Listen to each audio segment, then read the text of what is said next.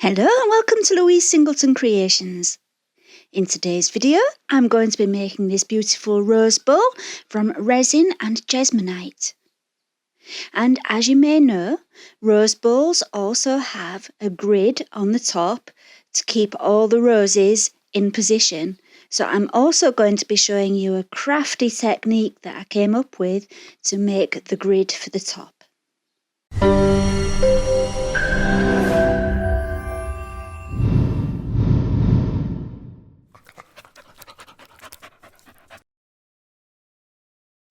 I recently found and purchased this amazing octagonal pot mould on Amazon, and I really am in love with it. Just like with the pyramids, it comes with a frame to keep it all in shape as well, but the quality is better than the pyramid ones, I think anyway. Although, saying that, when you use resin with it, you don't get a very shiny surface because it's dull on the inside. It's not really designed for resin. It's designed for making cement garden containers and whatnot. So yeah, it's not designed for resin, but it works really great with resin. Now my plan for today is to use the textures that I have there in the pots. I've got a black one, a grey one, and a kind of creamy whitey coloured one, so I can go from dark to light. Now, as you can see, I'm pouring in my resin, and I thought I was being really clever by pushing in that inside bit because my intentions were to not get the resin all up the sides, and yeah, well, as you can see, that really clever idea didn't work. So I had to wipe it all down. Plus, I poured too much in, so I ended up having to pour some of it out. What I really wanted was about 2 centimetres of resin at the bottom of the mould, because I'm adding all those stones. I knew that the height of the resin would get higher as I put the stones in. So yeah, I had to think about that, and I poured some out, luckily, because the way it turned out was just right. And if I hadn't poured any of that out, it would have probably left no space for the Jesmonite. Right, so yeah, I've poured in the resin. I've got no idea how much it was. I do apologise. I'm not very good at giving out measurements, am I? I'm too impulsive. I just get lost in the moment. I forget to write everything down.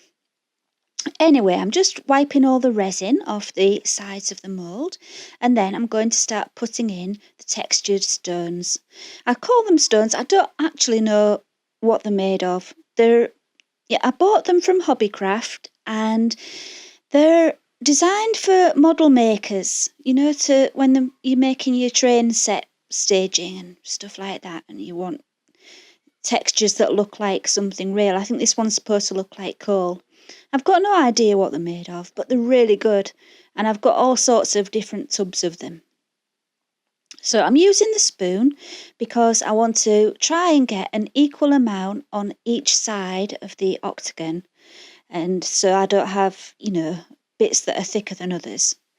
And once I'd done that, I squidged it all around the bottom, because obviously it's not in the frame at the moment, because I wanted to get that resin in, didn't I, with my really clever technique that didn't work. So because it's not in the frame, I can squidge it all around at the bottom and get all those little stone things covered up and really immersed in the resin. When I first got the mould, I did have a go with it off camera, just to see what it was like.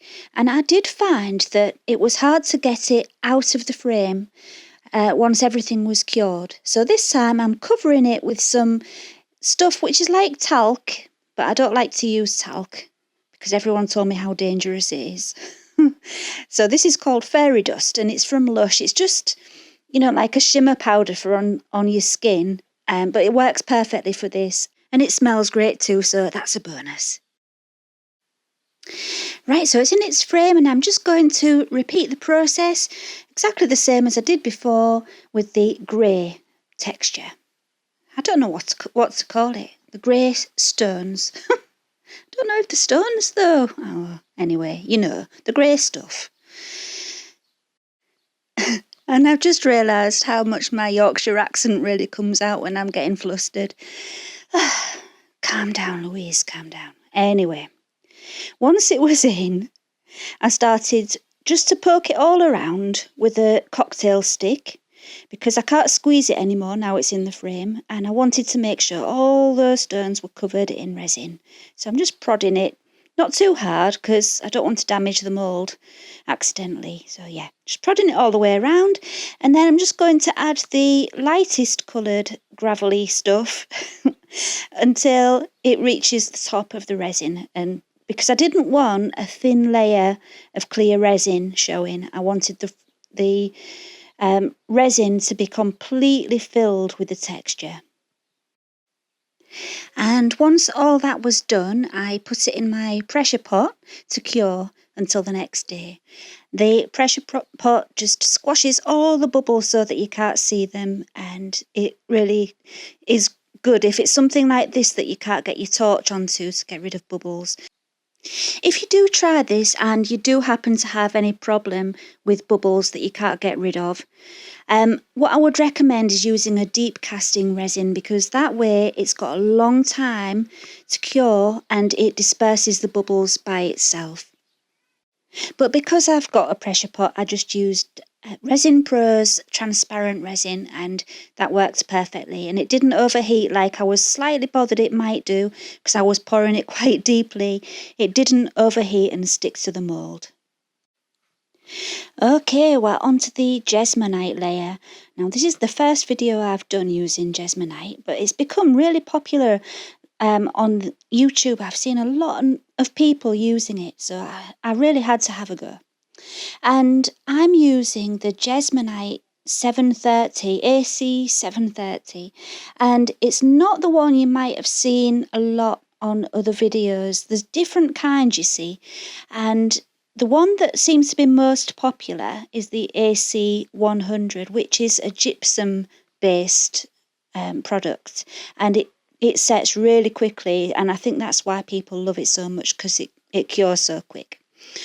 But the reason I'm using the AC 730 is because this variety of Jesmonite it's not a gypsum based one, it's a cement based. Is it cement? Yeah, cement based one. Couldn't think then. And it's more durable and water resistant, and you know, because this is going to be holding water, I thought it would work better to use this Jesmonite than the regular gypsum one. Does that make sense? I always seem to say that. Does that make sense? Why am I so worried about making sense? I don't know. Right. I've poured in the liquid, and I'm not going to tell you the measurements. And you know why? Because I didn't make enough. So I've poured in the liquid, and now what I did was I weighed it, and then the Jesmonite powder goes in, and you've got to multiply the weight of your liquid by 5. It's a 5-to-1 ratio. And so that's what I'm doing now. And then it's just a case of mixing it all together. And you do have a bit of a longer working time with this than the previous Jesmonite that I spoke about. Now, while I'm busy mixing, I want to just give a quick shout out to my friend Bhavna.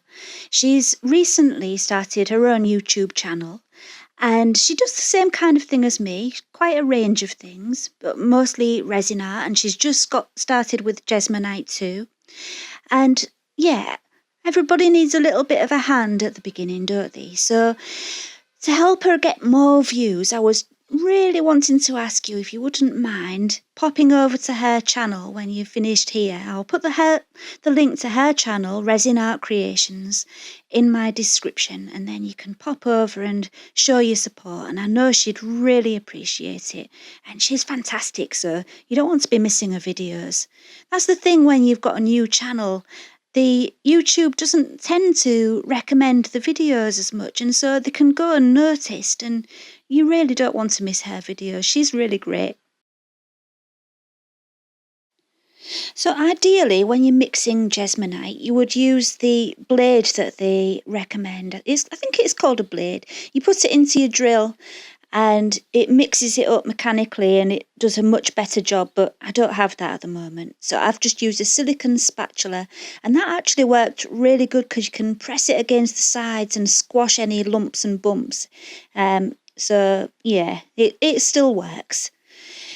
Now, I want to have the white and some grey. So I'm using some Jesmonite colouring, and it's just a cheap one which I got off eBay. And I'm adding a tiny bit at a time because it's quite strong and I didn't want to add too much. So I'm adding a little bit of black at a time until I get the grey that I want.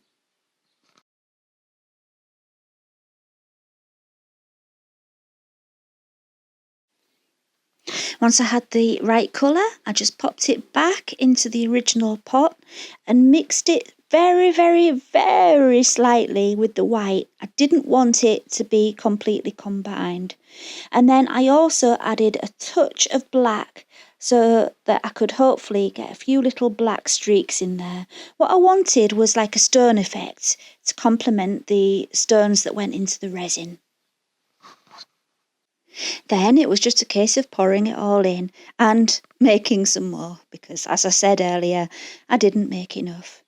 If you've seen Jesmonite videos before, you might be surprised at how thick this seems to be, and that's another difference between the AC 100 and the AC 730. This one is a lot thicker, but it still settles down. You know, when you give it a shake and you bang the mould, it all just settles down. And so it doesn't stay looking lumpy like that. It does smooth itself out.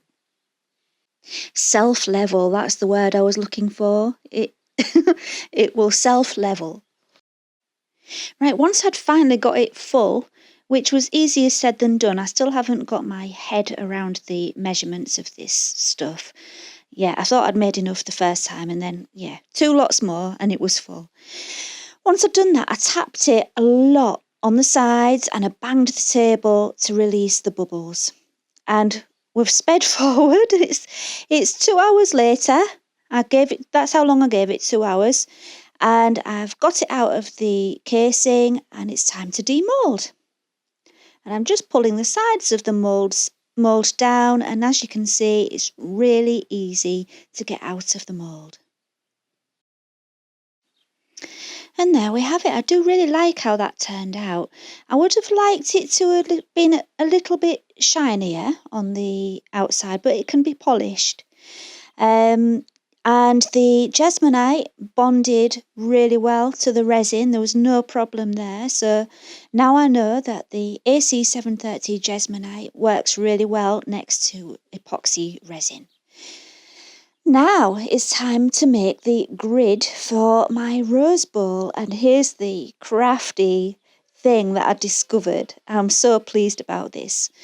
My friend Linny found this sheet, this baking sheet, on my wish list in my video description, and she's always spoiling me to things from my wish list. And this came through the door. And it's a silicone mat which is designed for making your own biscuits, you know, like dog biscuits and cat biscuits. So it's got lots of little domes in it. But what I'm using is the back surface of it, not the, you know, I don't want the side with the domes. I want, do you know what I mean? I want, the domes are sticking up, not going down. You get me, don't you? You can see it anyway. I don't need to describe it. I used 300 grams of resin, but I had a problem with it. It was one I hadn't used before. I was given it to try out, and I think it had been sat in the bottle for too long, and the part A had kind of crystallized a bit, and I really had problems with it. I put it in warm water to try and loosen it up, but yeah, I had a lot of problems with it and it didn't turn out great. So I'm not even going to tell you what resin it was because that wouldn't be fair. It might be normally a good resin, but I didn't have a good experience with it this time. Anyway, I got it all poured on and I really took a long time to make sure I spread it out evenly.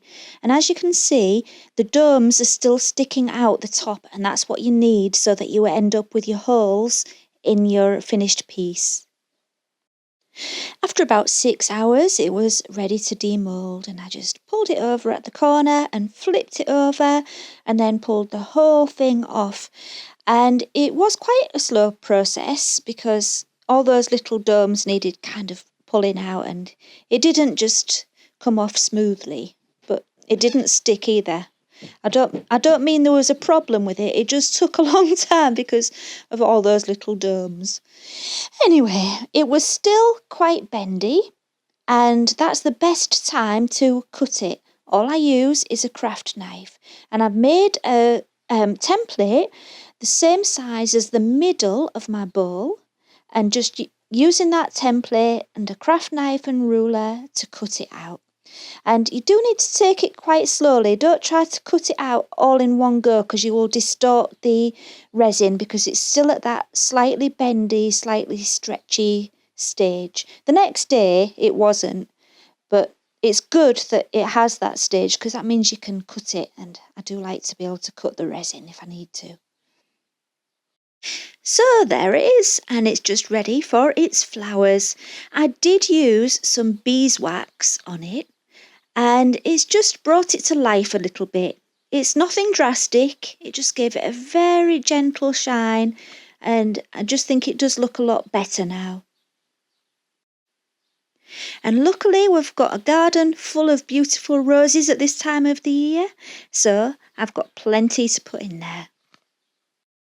I haven't sealed it other than the little bit of beeswax because the AC 730 is waterproof, so I'm hoping it will be fine.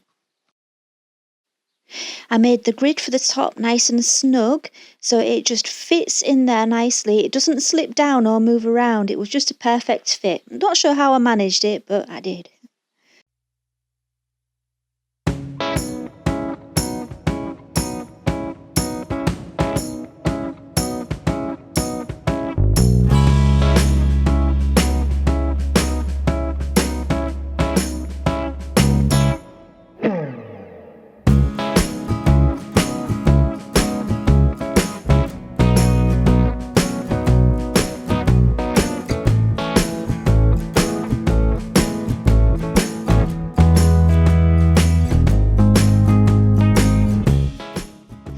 I got a little bit carried away with the photography. The flowers were so beautiful.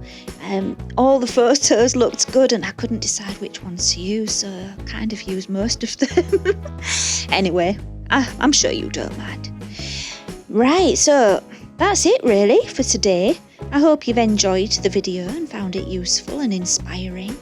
And please, if you get the chance, pop over to visit my friend's channel, Bhavna at Resin Art Creations, and the link to her channel is just up there on the top left. And I will see you again very soon. Bye for now.